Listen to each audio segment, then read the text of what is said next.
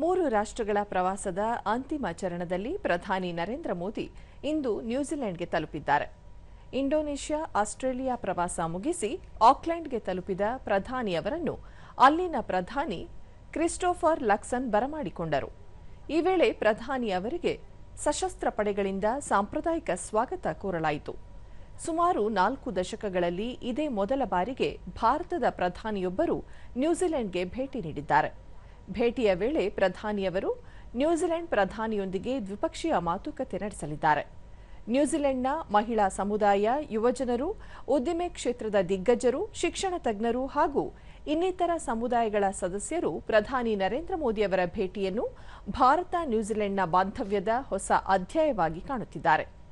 ವ್ಯಾಪಾರ, ಶಿಕ್ಷಣ, ಹೂಡಿಕೆ, ಕ್ರೀಡೆ ಹಾಗೂ ಸಾಂಸ್ಕೃತಿಕ ವಿನಿಮಯಗಳಿಗೆ ಸಂಬಂಧಿಸಿದಂತೆ ಉಭಯ ರಾಷ್ಟ್ರಗಳ ಬಾಂಧವ್ಯವನ್ನು ಈ ಭೇಟಿ ಮತ್ತಷ್ಟು ಬಲಪಡಿಸುವ ನಿರೀಕ್ಷೆಯಿದೆ.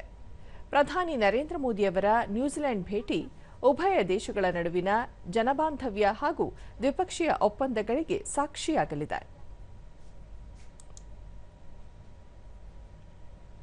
प्रधानमंत्री नरेंद्र मोदी आज और कल न्यूजीलैंड रहने वाले हैं।